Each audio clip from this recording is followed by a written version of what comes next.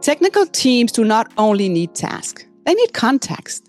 And that sounds simple, but it's easy to forget when the work is moving fast. A customer needs an answer, a product detail needs to be checked, a data sheet needs to be updated, a quote needs support, a technical question needs a response. So the assignment gets passed along. Can you check this? Can you fix this? Can you answer this? Can you review this? And it makes sense. The work has to move.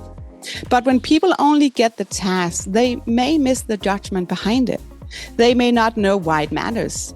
They may not know why or what the customer is really trying to solve.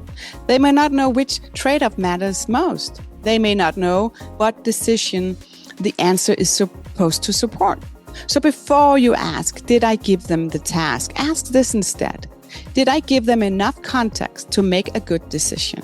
Because in electronics, the work is really just about completing the next step. It's about understanding what that step is connected to. Good leadership is not only assigning the work, it is making sure people understand the reason behind it. Okay, and that's a wrap. If you haven't done it yet, go to visibleorinvisible.com, sign up for my book. It's called Visible or Invisible, and it's coming this September. You will be the first to know the moment it launches. And again, thanks for being here.